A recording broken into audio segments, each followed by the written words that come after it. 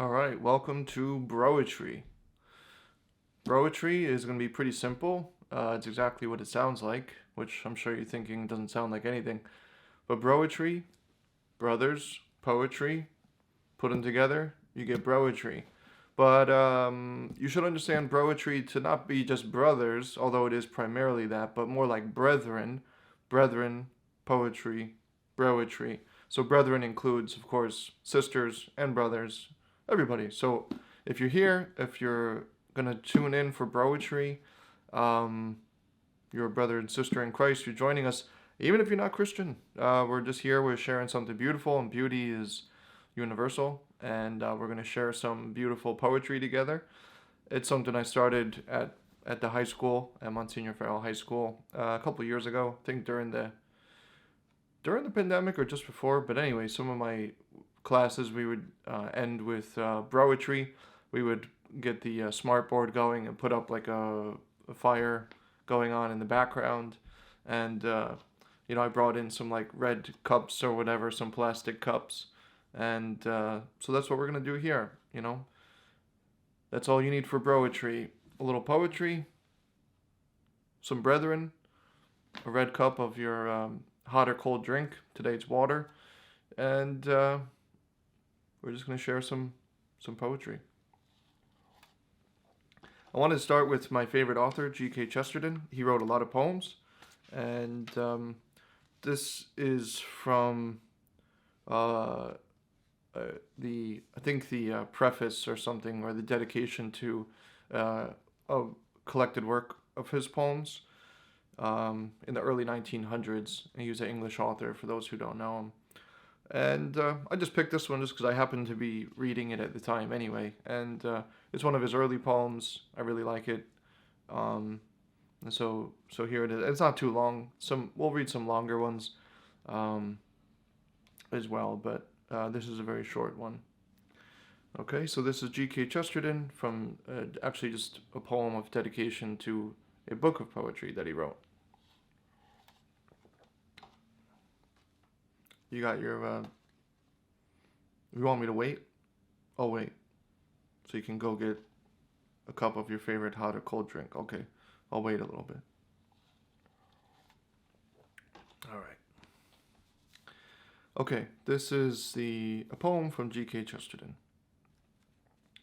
I think I'll read it first, and then if we want to talk about it a little bit, we can do that after. So that's kind of my idea right now. A cloud was on the mind of man, and wailing went the weather.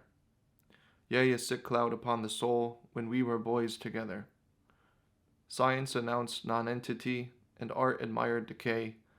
The world was old and ended, but you and I were gay. Children we were, our forts of sand were even as weak as we. High as they went, we piled them up to break that bitter sea. Fools as we were in motley, all jangling and absurd, when all church bells were silent, our caps and bells were heard. What do you think? Do you like it? I suspect you might not like it that much because a lot of the references will be a little confusing. And that's pretty typical of Chesterton. I mean, he was writing in the early 1900s or late 1800s English, so a lot of the references are lost on us. I remember when I first started reading him, it was like, I like what he's writing, but I'm not entirely sure what he's writing because it's just the way he wrote is really can be pretty high above, and then um, the things he was saying had references to it, just a lot of things that don't make sense to me. But as I read him more and more and more, I started to understand his world a little bit, and then it just became way better. So, anyway, a couple things. He's writing this to his friend E.C. Bentley, who was another English writer, and they were friends together. And Chesterton, in the poem, is kind of talking about how him and Bentley, with others, were initially they were agnostics. So those of you out there who, maybe you aren't Christians or you are Christian and you're not sure where you stand anymore, things like that. Chesterton would be a real friend of yours. All of his writings are. He's very open about his beliefs throughout time, but he writes about them in such a way that he's always really careful to speak to people on their own terms and just trying to argue with people on their own arguments. That was a big thing for him, um, which he learned. Well, he learned it on his own, but he really was emphasized with St. Thomas Aquinas. St. Thomas Aquinas and really all the great thinkers said it's not going to matter to just reiterate Christian beliefs like there is only one God and he's a Trinity and just say it louder and louder and louder for people who might not believe in a God or might not believe in a Trinity or believe in the Catholic Church as the one true church. Just to say that louder or to reiterate it is not going to be helpful.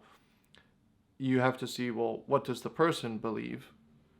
And then argue with them, argue in the good sense of discuss what's right or wrong and what's true and what's false on what they believe. And then allow their arguments and their beliefs to stand or fall on their own merits, because that's how else can you argue with somebody?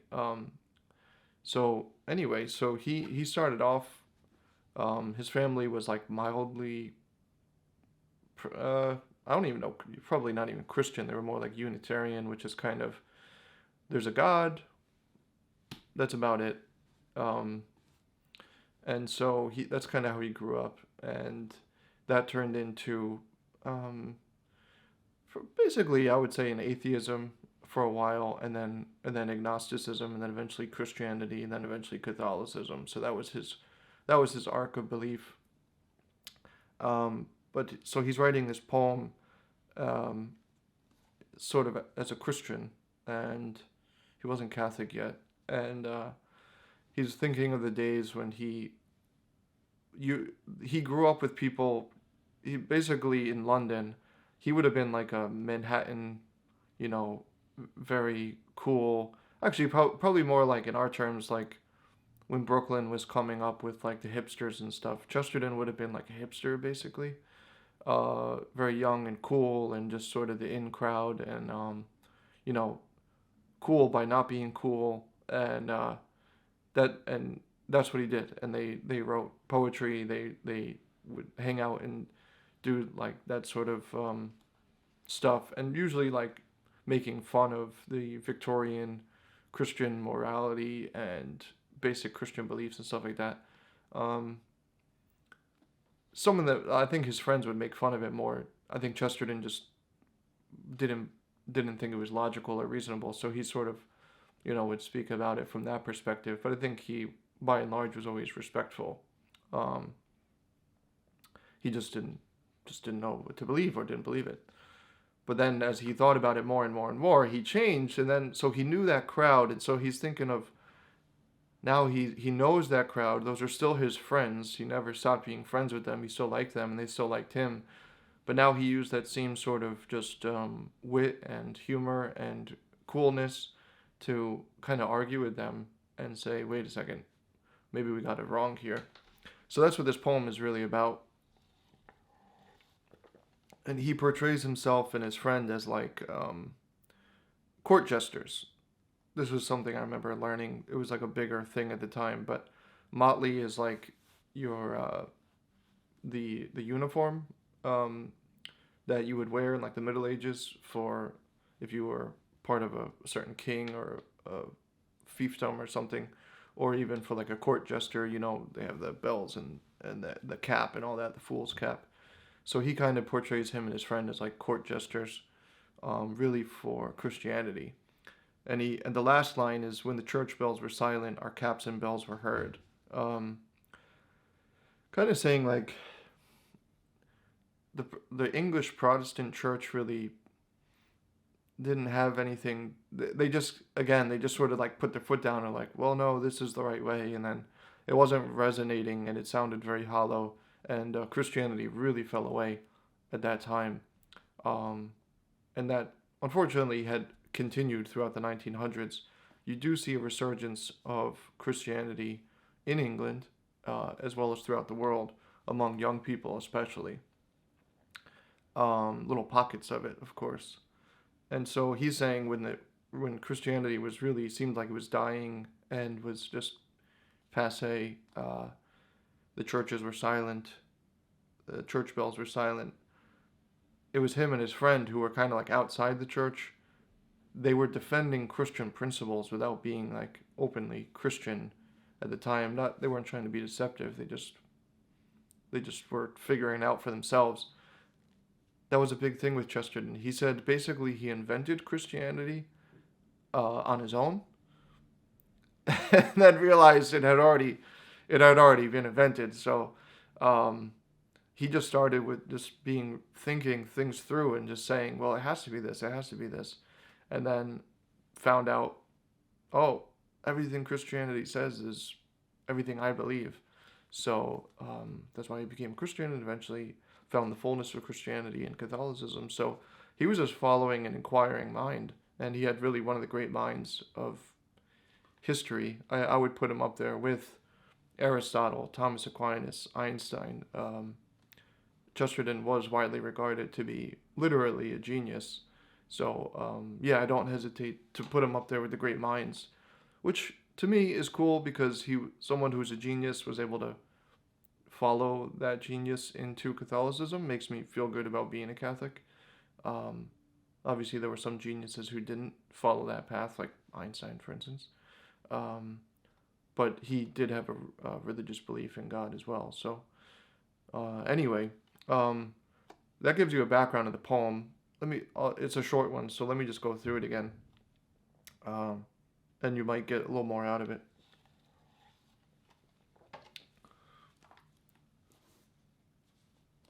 So again, think of the first line. He's talking about Christianity's falling apart, and what he saw was a lot of depression, what they called pessimism at the time. Was kind of like a philosophical movement. It was basically just like despair, like it's better to be dead than alive. So this is kind of what Chesterton came out of, and this is what he's writing about. A cloud was on the mind of man, and wailing went the weather. Yea, a sick cloud upon the soul when we were boys together. Science announced non-entity, and art admired decay. The world was old and ended, but you and I were gay. Children we were, our forts of sand were even as weak as we. High as they went, we piled them up to break that bitter sea. Fools as we were in motley, all jangling and absurd. When all church bells were silent, our caps and bells were heard. So yeah, he discovered the truth in a way, like he was building up these sand castles which could never resist the full storm. So he knew that his philosophies were lacking, but they were sincere, and they kept trying to build up these big castles of really Christian principles without really understanding the full breadth of Christianity. But it was cool that they were doing it on their own, and then eventually he realized there was this real castle, which was made of stone, or as it says in the Bible, a building not made with human hands, a city made by God, and that's the church. So eventually he entered that and said, well, why live in a sand castle when there's a real castle that I can move into? So that's what he ended up doing. But it's cool to read his early stuff and just see like a very sincere mind inquiring, and building up his sandcastles. I think that's something good for us all to do. It's better than just really being agnostic and then shrugging your shoulders and not doing anything. I think it's better to, you need somewhere to live intellectually for your soul, for your spirit. So try to build the best castle you can.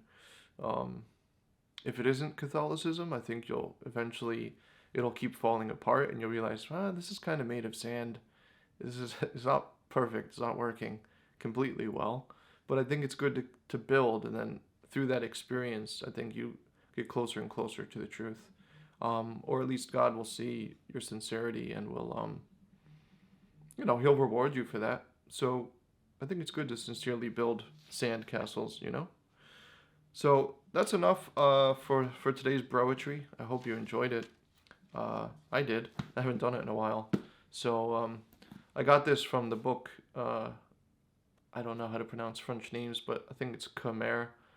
This gentleman wrote a book called The Laughing Prophet, and that's how he portrays Chesterton, as a laughing prophet, which was true. He always did things with a lot of fun. That's kind of why I want to do this too. Broetry, it's really light, it's lighthearted, it's a lot of fun, and I think it's just a good way to spend some time together. Um, I don't know if this show will be better as a short one or a mid-length one or a longer one. Um, I kind of could see it as like a nice way to spend an evening, so maybe I'll turn it into a longer thing. But for right now, we'll start nice and short. So, Broetry, a new thing on Palmcast. I hope it continues. I like it.